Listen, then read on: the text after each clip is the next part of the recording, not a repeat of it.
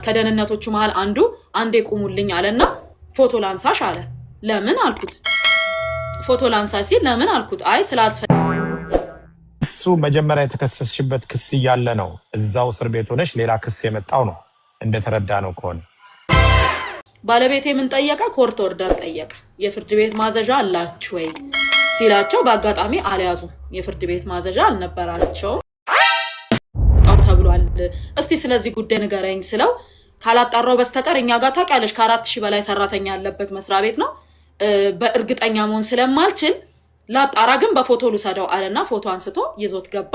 እኔም ወደ ቤት ሄድኩኝ። ከዛ ህዳር 9 እንደዛ ሆነ። ህዳር 10 ህዳር 11 ደወልኩለት። ሐሙስ ማለት ነው። ምን የተባለ ነገር አለ? አዲስ ነገር አለ እንዴ ስለው እኔ እንጃ ቆይ አልታወቀም አለኝ። ቅዳሜ ደወልኩለት። እንዴ ይሄ ነገር ከባድ ነገር ነው እንዴ ምን አለ ከዝርዝር ውስጥ አይተን ብትነግረኝ ስለው በእርግጠኝነት ሰኞ ነግርሻለሁ አለኝ። ስለ ወረቀቱ ማለት ነው። አንድ ወረቀት ነች፣ አንድ ነች። ከዛ ነግርሻለሁ አለኝ። እሺ አልኩት። ማወቅ ስለፈለኩኝ እርግጠኛውን ነገር ማለት ነው። ከዛ እኔና እሱ ለሰኞ ተቀጣጥረን እኔ ህዳር 14 እሁድ ቀን በቁጥጥር ስር ዋልኩ ማለት ነው። ምንድነው እንዴት ነው የመጡት? ጠዋት ነው ወደ 4 ሰዓት አካባቢ ነው። ህፃን ልጄን እያጠብኳት ነው። እያጠብኳት እያለ ጆናታን ባለቤቴ ማለት ነው በረከት ብሎ ጠራኝ። ከዛ ከሻወር ቤት ውሃውን ዘግቼ ስወጣ መኝታ ቤት ውስጥ 6 የሚሆኑ ሰዎች አሉ። 4ቱ የፌደራል ፖሊስ ልብስ የለበሱ ናቸው፣ 2ቱ ሲቪል ናቸው፣ ማስክ አድርገዋል። ከዛ ዙሪያውን ከበውታል። ከዛ እንዴ አልኩኝ፣ ደነገጥኩ በጣም። ምንድነው አልኳቸው። አይ ለጥያቄ ፈልገንሽ ነው አሉኝ። ምን አንዴ ተጠይቀሽ ትመለሻለሽ ወዲያው ነው በቃ ተጠየቅሽ መጣ ሲል ባለቤቴ ምን ጠየቀ? ኮርት ኦርደር ጠየቀ። የፍርድ ቤት ማዘዣ አላችሁ ወይ ሲላቸው በአጋጣሚ አልያዙ። የፍርድ ቤት ማዘዣ አልነበራቸውም። ከዛ እሺ አልኩኝ። ባለቤቴ አብሬ እሄዳለሁ እኔም አለ። በሌላ መኪና ነው መምጣት የምትችለው አሉት። እሺ አለ። ከዛ ተያይዘን እነሱ ከኋላ ሆነው እኛ በሌላ መኪና ስንሄድ መንገድ ላይ አንድ ከነሱ መሃል ከደህንነቶቹ መሃል አንዴ ቁሙልኝ አለና ፎቶ ላንሳሽ አለ። ለምን አልኩት። ፎቶ ላንሳ ሲል ለምን አልኩት። አይ ስላልፈለገኝ ነው አለ። ከዛ ፎቶ አነሳኝ። ከዛ በቃ እዚህ ጋር ሌላ ስራ ስላለኝ ብሎ ወርዶ ሄደ ልጁ ማለት ነው። ማለት ለምን አነሳኝ ሲጀምር በህጋዊ መንገድ እዛ እስክደርስ ድረስ ለምን አልጠበቀም? ለምን አልገባኝም። ከዛ ሄድን። ቀጥታ ሄድነው የት ነው? ፌደራል ወንጀል ምርመራ ነው ሄድነው። ከዛ ቁጭ አረጉኝ። አሻራ ምናምን ይነሳሉ። አሻራ አነሱኝ። ፎቶ ምናምን አነሱኝ። ከዛ እንትናች አይደለ የሙስና የጸረ ሙስና ላይ ናይት አይደል የምትመዘገበው ምናምን ሲባባሉ ሰማው። ከዛ እንዴ አልኩኝ እዛ ጋር ለነበረው ለሚመዘግበው ሰውዬ እኔ ምነው ሙስና በልቼ ነው ወይ ሰጥቼ ነው ብዬ ጠየቅኩት። ምክንያቱም ሙስና ማለት እኔ ወይ ሙስና የሰጠ ወይ ሙስና የተቀበለ ሰው ነው እንጂ እኔ ሙስና ያን ወረቀት መኪና ውስጥ በመገኘቱ ሙስና አባላለሁ ብዬ ኤክስፔክት አላደረኩምና ከዛ ምንድነው ሙስና ማለት ምን ማለት ነው? እኔ በልቼ ነው ሙስናውን ወይስ አብልቼ ነው ሙስናውን ስለው አይ አይደለም ይሄ ሰነድ ሐሰተኛ ነው ስለተባለ ሐሰተኛ ሰነድ መጠቀም ሙስና ነው ተብሎ ነው የሚታየው አለኝ። ነው አዎ እሺ። ከዛ የሚመዘጋገበው መዘጋገቡ ከዛ ቤቱን መፈተሽ እንፈልጋለን አሉ። ቤታችንን ማለት ነው። ተመልሰን ወደ ቤት ሄድንና ብርበራ ብለው ምናምን ቼክ ምናምን አደረጉ። ኮሜዲኖ ምናምን ከፈቱ። ምንም ያገኙት ነገር የለም። ተመልሰን ሄድን። ከዛ ቪአይፒውን ወረቀት አስመጭልን አሉኝ። እሺ ብዬ ደውዬ ሹፌሮቼ ጋር አስደውዬ አስመጣሁት ወረቀቱን። ይሄው ወረቀቱ ብዬ ሰጠኋቸው ማለት ነው። መጀመሪያ ምን ነኝ ለህግ ለመተባበር የሰጠኋቸው። ፈልገው ያገኙት ነገር አይደለም፣ አሳደው ያገኙት ነገር አይደለም። ራሴ ነኝ የሰጠኋቸው። ምክንያቱም እኔ ግልጽ መናገር የምፈልገው ማለት ነው ራሱ ፌደራል ፖሊስ ቪአይፒ ፓስ ባጅ ልኮልኝ ያውቃል። ፕሮግራም ሲኖር ነይና ተሳተፊ ብሎ ልኮልኝ ያውቃል። ብልጽግና ፓርቲ የተለያየ ፕሮግራም ሲኖር እንደ ኢትዮጵያ ነጋዴ ሴት ፕሬዝዳንት ወይም እንደ አንድ ባለሀብትም ልቆጥረው ትችላለህ። ቪአይፒ ፓስ ቪአይፒ ባጅ መቶልኝ ያውቃል። ከንግድና ቀጠናዊ ትስስር ፕሮግራም ሲኖር ቪአይፒ ፓስ መቶልኝ ያውቃል። ከመከላከያም እንደዚህ ፕሮግራም ሲኖር ማለፊያ ይመጣልኛል። እውነት ለመናገር መኪና ራሴ ስለማልነዳ በጣም በቃ መንዳት ያለብኝ ግዴታ ካልሆነ በስተቀር መኪና ስለማልነዳ እኔ ቪአይፒ ፓስ ምንም አይሰራልኝም። የት ሄድበታለሁ፣ የት ቆምበታለሁ፣ ምን እጠቀምበታለሁ፣ ምንም አያደርግልኝም። የሆነ ቦታ ልግባ ስልም ሰው አትገቢም ወይ ምናምን አይለኝም። ወይም የሆነ ነገር ገጥሞኝ አያውቅም። አንድም ቀን የተሰጠኝን በህጋዊ መንገድ የተሰጠኝን ቪአይፒ ፓስ እንኳን ማለት ነው ተጠቅሜው አላውቅም እኔ እስከማውቀው ድረስ ማለት ነው። ከዛ ምንም አላልኩም። እኔ በቃ ጠይቀውኝ ምናምን ወደ ቤቴ እምመለስ ነው የመሰለኝ እንጂ እዛ ምቆይም አልመሰለኝም ጨርሶ ማለት ነው። ከዛ አደርኩኝ። ሰኞ መጣ። ከዛ ልብሴን ምናምን እንዲመጣልኝ ተደረገ። የሚለበስ ምናምን ነገሮች እንዲመጣልኝ ተደረገ። ከዛ በኋላ በቃ ሰኞ ለከሰዓት ፍርድ ቤት ልደታ ፍርድ ቤት ይዘውኝ ሄዱ። በጣም ብዙ ሰው ስለነበረ ወረፋ ሳይደርሰኝ ቀረ። ከዛ እንደገና ማክሰኞ ጠዋት ይዘውኝ ሄዱ። ድጋሚ ጊዜ ቀጠሮ ማለት ነው። ያው ለምርመራ ጊዜ ቀጠሮ ተጠይቆ ነው ፍርድ ቤት ቀርበ ነው የምትጠየቀውና ይዘውኝ ቀረቡ። በህዳር 16 ጠዋት ላይ 4 ሰዓት ላይ ፍርድ ቤት ቀረብኩኝ። ከዛ ኢንስፔክተሩ በሰዓቱ የቀረቡት ኢንስፔክተር ይሄንን ቪአይፒ ፓስ ተጠቅመው የተለያየ ማይገባበት ገብተው ማይኬድበት ሄደው እንደዚህ አይነት ነገር አድርገው ጥፋት መፈጸሙን ወይም የተፈጸመ አደጋ ወንጀል ምንም ካለ ለማጣራት 14 ቀን ይሰጠኝ ብሎ ጠየቀ። ከዛ ክቡር ዳኞቹ ደግሞ ምን ይላሉ ወይዘሮ በረከት ብለው ሲጠይቁኝ ክቡር ፍርድ ቤት እኔ ነኝ ወረቀቱን ለህግ ለመተባበር ብዬ አስመጥቼ ከሹፌሬ የሰጠኋቸው እኔ ነኝ ማለት እኔ የስራ ሰው ነኝ። በህጋዊ መንገድ የተለያዩ መስሪያ ቤት የሰጡኝን ቪአይፒ እንኳን ተጠቅሜ ማቅሰው አይደለሁም። ምን ያደርግልኛል ቪአይፒ? የትኛው መስሪያ ቤት ልገባ፣ የቱ ጋር ፓርክ ላደርግ፣ ምን ልጠቀምበት? ምን ያደርግልኛል ቪአይፒ ፓስ? ምንም አይሰራልኝም። ቪአይፒ አይዲም ሆነ ቪአይፒ ፓስ ለእኔ ምንም የሚጠቅመኝ ነገር የለም እና እኔ እንዴት እንደሆነ አላውቅም። እኔ ለህግ ለመተባበር ራሴ ነኝ አስመጥቼም የሰጠኋቸው። የገባሁበትም ያረኩትም ነገር የለም። ህገ ወጥም አይደለም። እኛ ጋር ሶፍትዌር ባለሙያ አለ። እሱ ነው እኔ በሌለውበት አፕላይ አድርገው የኔ ባለሙያዎች ናቸው ሄደው ያመጡት። ፎረንሲክ መመርመር ይችላል። ህገ ወጥ ነው ህጋዊ ነው የሚለውን ነገር በፎረንሲክ ምርመራ መረጋገጥ ይችላል አልኳቸው ማለት ነው። ከዛ በኋላ ወረቀቱ ይቅረብልኝ አሉ። ክቡር ፍርድ ቤቱ ወረቀቱ ይቅረብልን አሉ። ቪአይፒዋ ማለት ነው። በሰዓቱ አልያዙትም ነበር መርማሪው። እሺ ለከሰዓት አሉና ለከሰዓት ቀጠሩ። አልደረሰለትም ወረቀቱ። ለምርመራ ሄዷል ሊበል ሳሙኤል ብቻ ሄዷል አለና ለህዳር 17 ሐሙስ ቀን ጠዋት 4 ሰዓት የመጨረሻ ቀጠሮ ይዘው ይቅረቡ ተባለ። እሺ ከዛ በኋላ በተለያየ ነገርም ጠረጥራታለሁ፣ በሳይበር ጥቃትም ጠረጥራታለሁ፣ በግብር ስወራም ጠረጥራታለሁ አሉ። ከዛ ክቡር ፍርድ ቤቱ መጠርጠር መብትክ ነው። ፍርድ ቤት በመረጃ አይደለም የሚሰራው፣ በማስረጃ ነው የሚሰራው። መረጃ እናንተ ለመጠርጠር በቂ ሊሆን ይችላል። አንድ ሰው ለመጠርጠር ጥቆማ ሊመጣበት ይችላል። ፍርድ ቤት ግን በጥቆማ አይደለም የሚሰራው፣ ሰነድ እያየ ነው። ሰው ላይ ምንም ነገር የሚያደርገው ሰነድ እያየ ነው። ስለዛ በረከት በእንዲህ አይነት አንተ በምትለው ነገር የተጠረጠረች ከሆነ በቂ ማስረጃ አቅርብልን። የታለ ሰነድ ወረቀት አቅርብ ሲባል አይ ለጊዜው ያስኩት ቪአይፒውን ብቻ ነው አለ። ቪአይፒውን አየ። ይሄ ደግሞ ለማሰር በቂ ምክንያት ስላልሆነ ምርመራውን ቀጥሉ፣ የተፈጸመ ነገር አለ የምትሉ ከሆነ የተለያየ ነገር አለ ብላችሁ የምታስቡ ከሆነ ምርመራችሁን ቀጥሉ፣ ግን እሳቸውን አስሮ ማቆየት ተገቢ ነው ብለው ስላላመነ ይሄ ችሎት የዋስትና መብታቸው ይጠበቅ አለ። መቼ? ህዳር 16 ቀርቤ ህዳር 17 ላይ የዋስትና መብት ተሰጠኝ፣ ትፈታ ተብሎ የመፈቻ ትዕዛዝ ተሰጠኝ ማለት ነው። ከዛ መርማሪው ይግባኝ አለ። ይግባኝ ሲል ወዴት ነው ኬዙ የሚሄደው? ጠቅላይ ፍርድ ቤት ነው።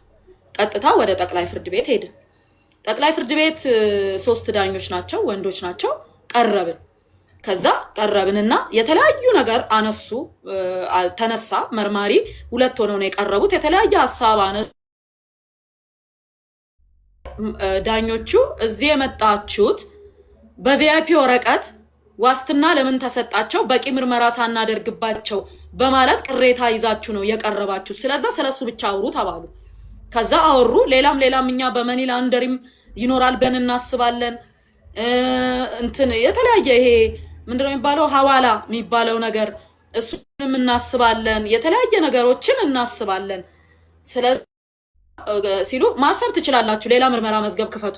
አሁን እዚህ የመጣችሁት ግን በይግባኝ ነው፣ ስለሱ ነው የምንነጋገረው አሉ። ከዛ አንድ ቀጠሮ ሰጡ። ተወያይተን ዳኞቹ ማለት ነው ክርክር አድርገናል። በደንብ ተከራከርንና ተወያይተን አንድ ቀጠሮ ይሰጠና በዛ ቀጠሮ መሰረት ስለ ጉዳዩ ውሳኔ እንሰጣለን ብለው ዳኞቹ ቀጠሮ ሰጡ ማለት ነው። በዛ ቀጠሮ ቀን ቀረብኩኝ።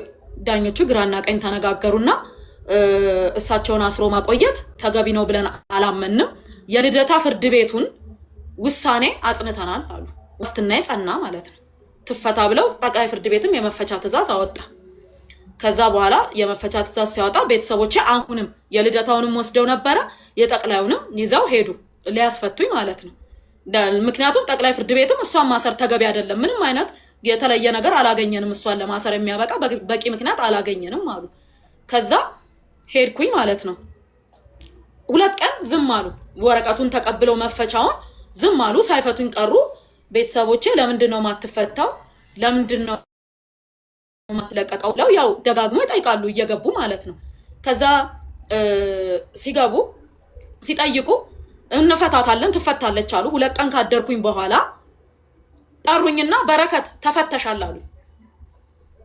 ከዛ ተፈተሻል አሉ። ያ ማለት መቼ ነው? ህዳር 22 ነው። ተፈተሻል በቃ ተባልኩኝ። ህዳር 22 ማለት ነው። ኦኬ ብዬ እቃዬን ምናምን አዘጋጅቼ ልወጣ ስል አይ እንደገና በሌላ ኬዝ ስለምንፈልግሽ እዚሁ ግቢ በቁጥጥር ስር ውለሻል አሉ። እዛው ግቢ ከግቢው ሳልወጣ በቁጥጥር ስር አልኩ ማለት ነው። ከዛ ምን አርጌ ነው? ምንድነው? ምን ኬዝ ገጥሞኝ ነው? ምን ተፈጥሮ ነው አልኩኝ።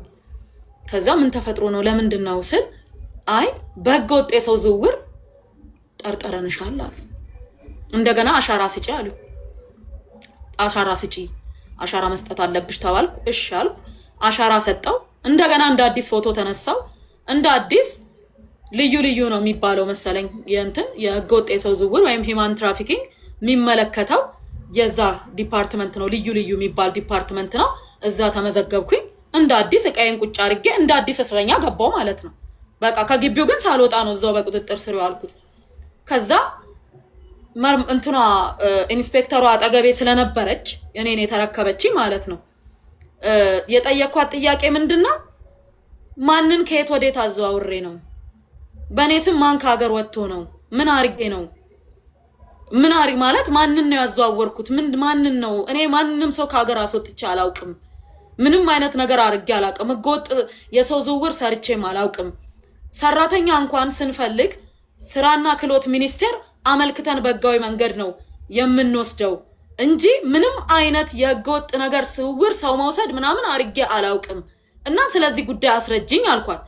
እዛው ፍርድ ቤት ተሰሚዋለሽ አለችኝ። ነው አዎ እሺ። ከዛ በንጋታው ከሰዓት ፍርድ ቤት ቀረብን። የት? አራዳ። ሌላ በፊቱ ልደታ ነበር፣ ቀጥሎ አራዳ ቀረብን። አራዳ ሲቀርብ በጣም አሞኛል። በነገራችን ላይ ዛኔ በጣም እያመመኝ ነበረ፣ በጣም ማለት ነው። በቃ መቆምም አቅቶኛል። ቀጥታ ማንበብ ጀመረች መርማሪዋ ማለት ነው። ንብረትነቱ የወይዘሮ በረከት ወርቁ አደራ የሆነ እና ታርጋ ቁጥሩን ጠቅሳ ይሄ መኪና በ2016 ዓመተ ምህረት መስከረም ወር ላይ 8 ኤርትራዊና 3 ኢትዮጵያዊ ጭኖ ኦሮሚያ ክልል ሲንቀሳቀስ ነበረ። ስለዛ የህገ ወጥ የሰው ዝውውር ተፈጽሟል ብለን እናምናለን። ለመመርመሪያ 14 ቀን ይሰጠን ብሎ አነበቡ። እንዴ አልኩኝ። ማለት ኢትዮጵያን ቱር ኦፕሬሽን የኔ ነው። ቱር ሰራለሁ። የመናዊም ይሁን ናይጄሪያም ይሁን ከየትም ይምጣ ፈረንጅም አበሻም ቢሆን ሲመጣ እኛ ጋር እስከ ከፈለ ድረስ እጎበኛለሁ እስካለ ድረስ የፈለገበት ክልል ከጫፍ እስከ ጫፍ ድረስ ሰላማዊ ይሁን እንጂ ያ ቦታ እነሱ የሚሄዱበት ቦታ ሰላማዊ እስከሆነ ድረስ ማለት ነው። ቀጥታ መኪናዎቻችንን መከራየት ይችላል ማንም ሰው። እኔ በዛ ሰዓት በ2016 መስከረም ወር ኢትዮጵያ ውስጥ የለሁም። ከዛ እሺ ለመመርመር ለማጣራት ነገሮችን ቼክ ለማድረግ 10 ቀን ይሰጣቸው ብሎ ዳኛው 10 ቀን ሰጣቸው። ከዛ ያንን 10 ቀን ተሰጣቸውና ለምርመራ ወደዛ ወደ ማረፊያ ተመለስኩ ማለት ነው። 10 ቀኑ ከሞላ በኋላ ተመልሼ ቀረብኩኝ። የመጨረሻ ተብሎ ሌላ ዳኛ ጋር ቀረብኩ። የበፊቱ ዳኛ ቀርተው ሌላ ዳኛ ጋር ቀረብኩኝ። እሳቸው ጋር ስቀርብ ደግሞ 7 ቀን ሰጣቸው። 7 ቀን 1 ሳምንት ማለት ነው። አለቀ። ከዛ ለመመርመሪያ መዝገቡን ለመመርመር የመጨረሻ 3 ቀን ይሰጣት ተባለ። ይሰጣቸው ተባለ። እሺ አልኩኝ። 3 ቀኗ ተሰጣቸውና በዛ ቀን ስንቀርብ እንደገና ሌላ ዳኛ ጋር ይዘውኝ ሄዱ። 5ኛ ዳኛ ማለት ነው። ሌላ ዳኛ ጋር ቀረብኩኝ። ሁሌም ሲሄድ የተለያየ ዳኛ ጋር፣ አንድ ዳኛ ጋር ቀርቤ አላውቅም። ከዛ ሲሄድ ወረቀቱንም አልገለጡም ዳኛው፣ ሰነዱንም ቼክ አላረጉም፣ ፊቴንም አላዩም ቀና ብለው። ጉዳዩ ትንሹ ስብስብ ስለሆነ 14 ቀን ይሰጣቸው አሉና 14 ቀን ተሰጣቸው ማለት ነው። ተቃወምኩኝ። ክቡር ፍርድ ቤት ይሄ ስህተት ነው። ምክንያቱም እንደምታውቀው ጊዜ ቀጠሮ በባህሪው ቀኑ እየቀነሰ ይሄዳል እንጂ እየጨመረ አይሄድም። አንድ ሰው 10 ቀን ተሰጥቶት 14 ቀን ሊሰጠው አይችልም። 10 ቀን ከተሰጠው 8 7 እያለ እየቀነሰ ይሄዳል እንጂ እየጨመረ አይሄድም። 3 ቀን ለመጨረሻ ጊዜ ተብሎ ተሰጥቶኝ እንዴት ነው 14 ቀን ድጋሚ የሚሰጥብኝ? አግባብነት የለውም፣ ይግባኝ ይላሉ አልኩኝ። ከዛ በኋላ ይግባኝ አልኩኝ። እዛው አራዳ ከፍተኛ ሆኖ 5ኛ ፎቅ ላይ ቀረብን ማለት ነው። ከዛ ቀረብን ማለት ይግባኝ አልኩኝ። የተከበረው ፍርድ ቤት የተሰጣት ጊዜ በቂ ነው። 48 ቀን ታስሬያለሁ። ይግባኝ 48 ቀን ታስሬያለሁ። ያለ አግባብ ነው የታሰርኩት። ምንም አይነት ህገወጥ የሰው ዝውውር እኔ አልተሳተፍኩም። ምንም ነገር የለም። መኪናሽ በ2016 መስከረም ወር 8 ኤርትራዊ ጭኗል። ህገወጥ የሰው ዝውውር ነው እንዴት ይባላል? ማለት ሰዎቹ ከሀገር አልወጡም።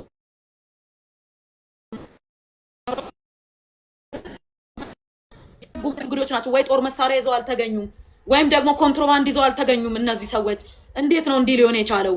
እንዴት እንደዚህ ልጠየቅ እችላለሁ ብዬ አልኳቸው ማለት ነው። ከዛ በኋላ ዳኛውም እስቲ መዝገቡን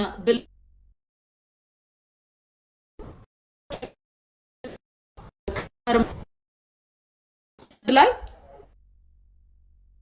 የግል ተዘዋወረ የሚባልም ሰው የለም፣ የሰው ስምም የለም ጨርሶ። አንዴ ያዝ እያደረገ ስለሆነ ምንም አይነት ሰው ያዝ እያደረገን ስለሆነ አንዴ ኮፒ ሊንክ አድርጉልኝ። ያዝ እያደረገ ነው። በረከትን እየያዛ ስለሆነ አንዴ ኮፒ ሊንክ አድርጉት። አንዴ ሪፖስት ማለት ነው። ሪፖስት ማድረጊያውን ለምን ጃም ስለሚኖር እንትን አድርጉት። ታች ላይ 32,000 ነው የሚታየኝ። ሂዱ አንዴ። እስከዛ እነሱ ኮፒ ሊንክ እያደረጉ ክሱ መጀመሪያ የተከሰስሽበት ክስ እያለ ነው እዛው እስር ቤት ሆነሽ ሌላ ክስ የመጣው ነው እንደተረዳ ነው ከሆነ። ሁለተኛ ነገር መኪኖቹ እነዚህ ምክንያቱም ሶሻል በቪአይፒው አንድም ቀን ሳይሰጣጥ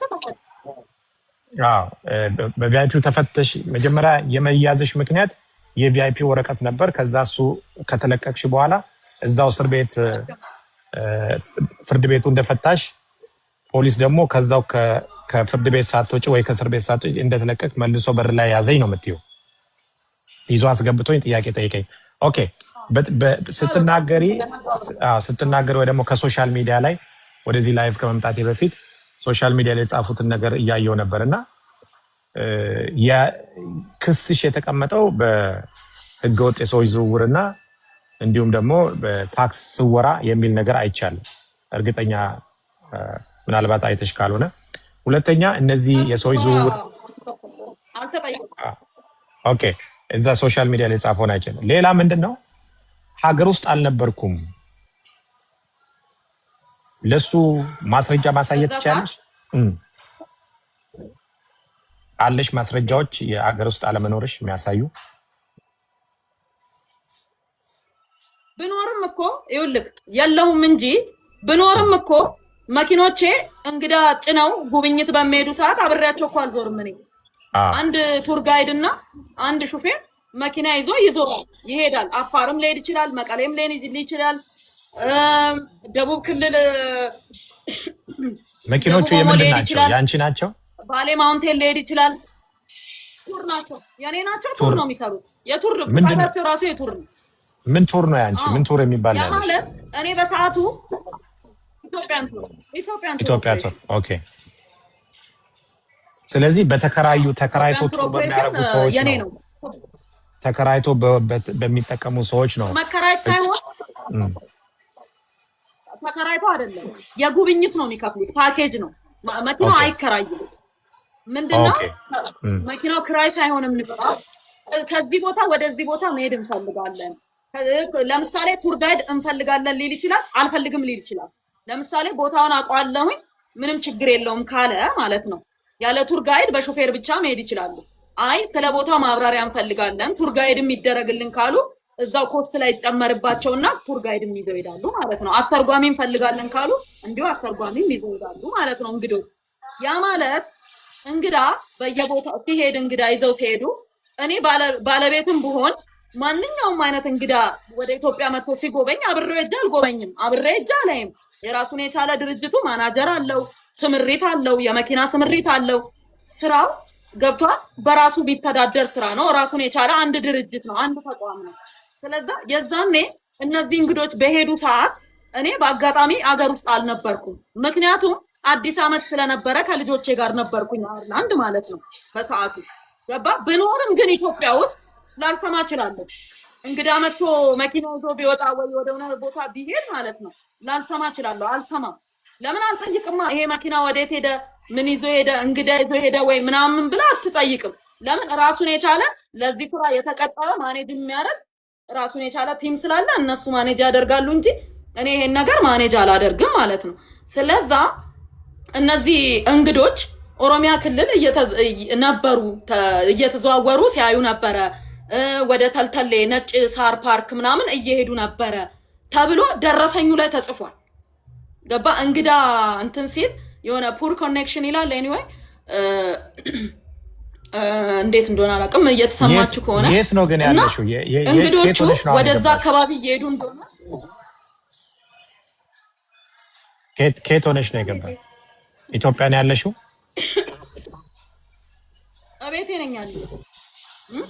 ቤቴስ የት ሀገር? ኢትዮጵያ ነው ወይስ? ኦኬ፣ ያው አየርላንድም ቤት ስላለሽ ብዬ ነው።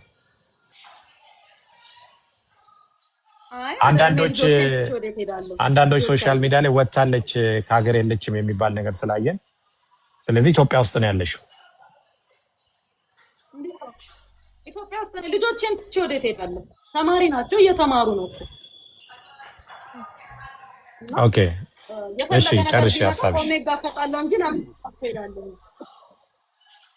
እና ምንድን ነው ያ ነገር የተፈጸመው ማለት በ2016 ዓመተ ምህረት መስከረም ወር አዲስ ዓመት ላይ ማለት ነው። መኪናሽ ሰዎች ጭኖ ኦሮሚያ ክልል ሲንቀሳቀስ ነበረ። እሱ ደግሞ የህገወጥ የሰው ዝውውር ነው ብለን እናምናለን ነው የተጠየቅኩት። ከዛ በኋላ ፍርድ ቤቱ ደግሞ ማለት ነው የፌዴራል ከፍተኛ ፍርድ ቤት አራዳ ምድብ ችሎት ይግባኝ ሰሚ ችሎት ማለት ነው ይሄ ህገወጥ የሰው ዝውውር ነው ብለን አናምንም አለ ፍርድ ቤቱ።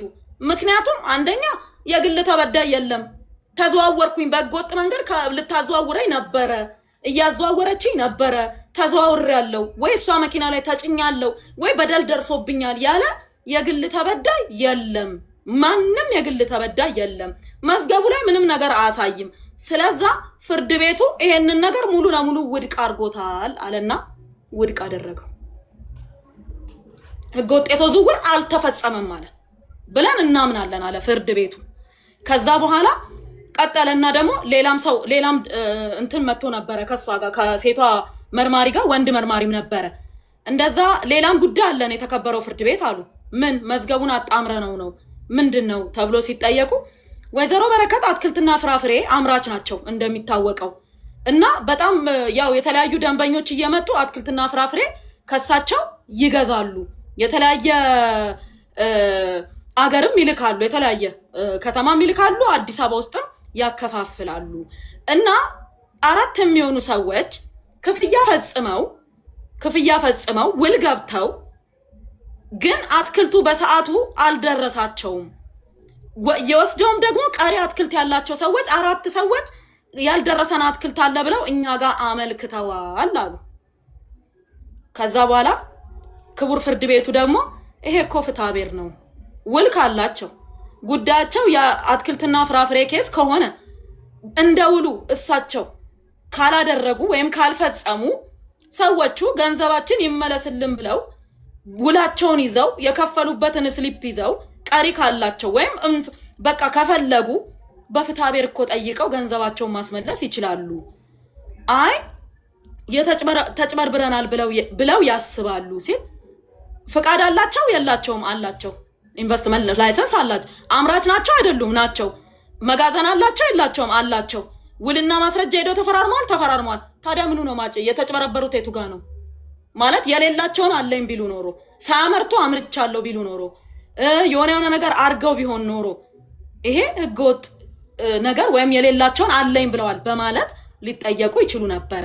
አሁን ግን ይሄ ፍትሐ ብሔራዊ ባህሪ ስላለው ምናልባት ፈርዘር እንመረምራለን ካላችሁ በ100 ሺህ ብር ዋስ ይፈቱና ምርመራችሁን ቀጥሉ አሏቸው። በነገራችን ላይ እሱ መዝገብ ስለተዘጋ 100 ሺህ ብሩ እንዲመለስ ታዞ 100 ሺህ ብሩ ይመለስም ተብሏል። ፋይሉ ተዘግቶ ማለት ነው። ምንድነው እንደዛ ሲል ፍርድ ቤቱ አልተቀበለውም፣ ውድቅ አደረገ። በዋስ ይውጡ በቃ እሱም ከሆነ በዋስ ይውጡ ተባለ። ህገወጥ የሰው ዝውውር ግን አልተፈጸመም ብሎ መዝገብ ቤት ፍርድ ቤቱ መዝገቡ ሙሉ ለሙሉ ነው የዘጋው። ከዛ ይግባኛሉ ድጋሚ እነሱ ማለት ነው። ከአራዳ ከፍተኛ ፍርድ ቤት ይግባኝ ስትል ቀጥታ የምትቀርበው የት ነው? ጠቅላይ ፍርድ ቤት ነው። ተመልሰን ጠቅላይ ፍርድ ቤት ቀረብን። ከዛ 3 ዳኞች ናቸው። አሁንም እራሳቸው በፊት ያዩኝ ዳኞች ናቸው። ወይዘሮ በረከት ተለቀው ድጋሚ ተይዘው ነው ወይስ መጀመሪያውኑ አልተለቀቁም ብለው ጠየቁኝ ዳኞቹ።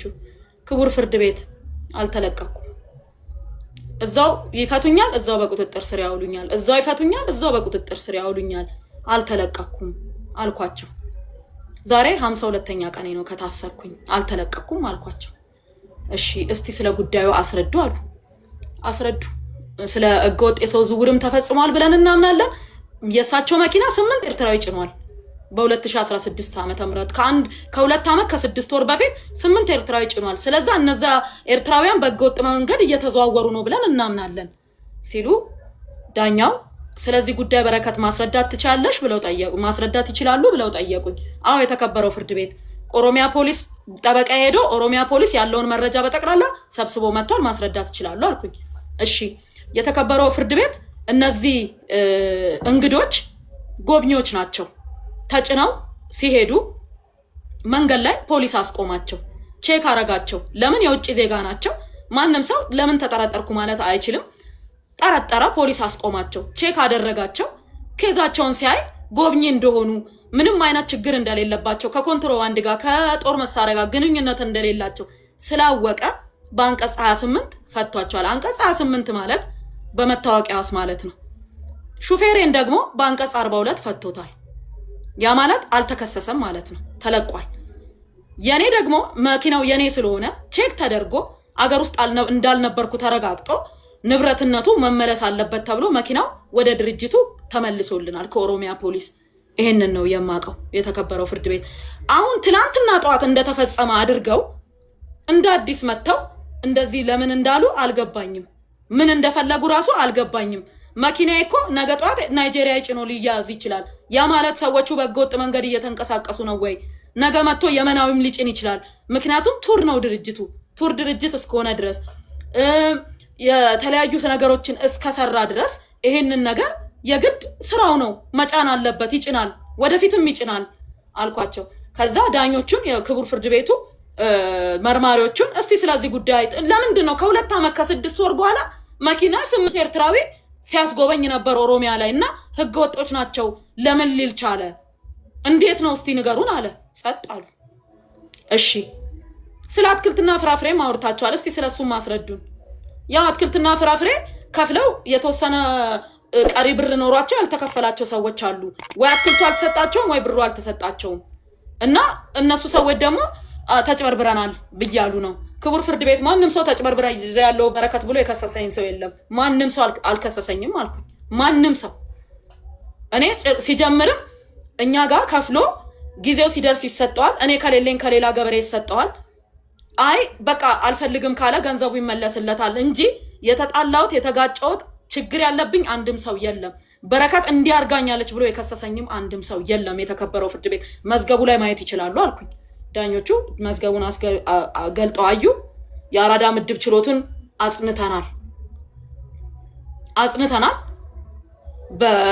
ይፈቱ አሉ። በቃ ከዚህ በላይ ማሰር እሳቸውን ተገቢ ነው ብለን አናምንም። በቂ ታስረዋል። ያ ማለት ለስንተኛ ጊዜ መሰለክ? ለአራተኛ ጊዜ ነው መፈቻ ሲሰጠኝ ማለት ነው። ለአራተኛ ጊዜ ፍርድ ቤት ቀርቤ መፈቻ ተሰጠኝ። ከዛ በኋላ ሰበር ሰሚ ችሎት ይግባኛሉ። ድጋሚ ለፌደራሉ ሰበር ሰሚ ችሎት ማለት ነው። በጊዜ ቀጠሮ ይመስለኛል እኔ ብቻ ነኝ ሰበር ሰሚ ችሎት የቀረብኩት ብዬ ነው ማምነው። ሰበር ሰሚ ችሎት ሄድን፣ ተቀጠረ። ከ3 ቀን በኋላ ሰበር ሰሚ ችሎት ሄድን። መርማሪው አስረዱ። እንዲህ ያለው ነገር ይሄ ነው ብለው አስረዱ። እኔ ምንም ሳላወራ ማለት ነው፣ ምንም ሳልናገር እድሉም የማውራትም ሳይሰጠኝ እራሱ የተከበረው ፍርድ ቤት ይሄ ነገር እኛ ጋር ለመቅረብና ለማስረዳት በቂ አይደለም፣ አያስቀርብም።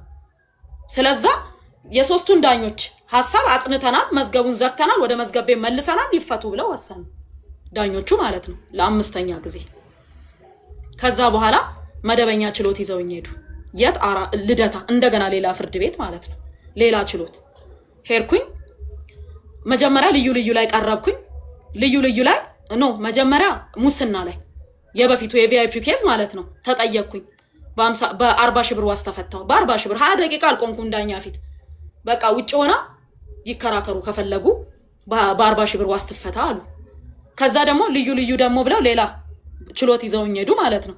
ያም ችሎት ማሰሩ እሷን ተገቢ ነው ብለን ስለማናምን የዋስትና መብት አስከለክላቸውም እኛ በ50 ሺህ ብር ዋስ ፈተናቸዋል፣ ይፈቱ ብለው ወሰኑ። ለ7ኛ ጊዜ ማለት ነው። በዛ ሁሉ ጊዜ አልተፈታውም። 7ኛ እንትን ሲሄድላቸው 7ኛ ይትፈታ ማለት ነው የሚል ሄደ።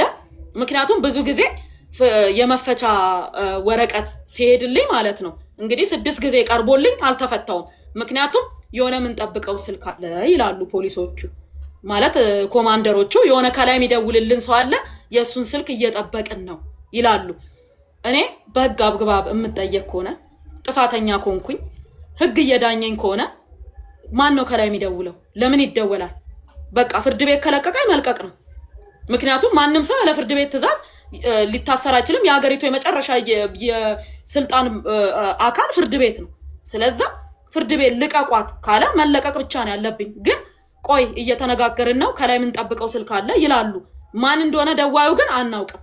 ከዛስ እዛ መሀል ላይ ያለሁኝ እንደምታውቀው የፈለጉትን ይጽፋሉ፣ የፈለጉትን ይፖስታሉ። ሲም ካርዴ ስልክ ውስጥ አለ። ቴሌግራም ዳውንሎድ አድርገው አወረዱ፣ እዛው እያለ ማለት ነው። ቴሌግራም አወረዱ እዛው።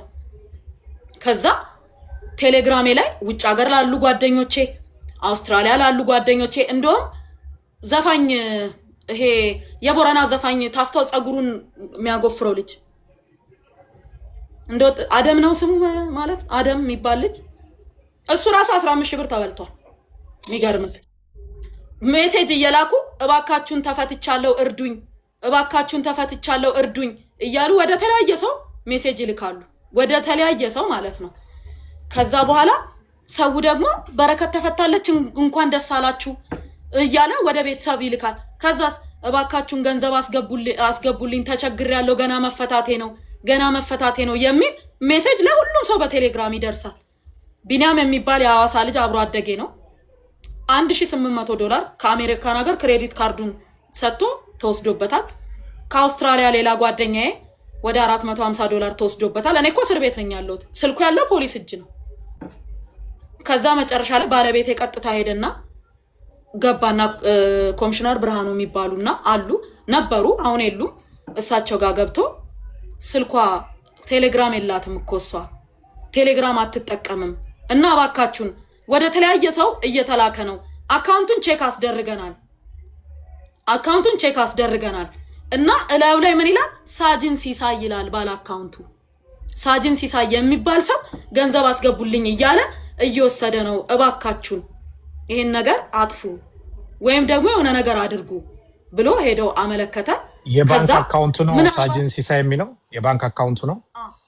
አዎ እዛ ቴሌግራም ላይ ገንዘቡን የሚቀበለው ሰው ሳጅን ሲሳይ ይላል።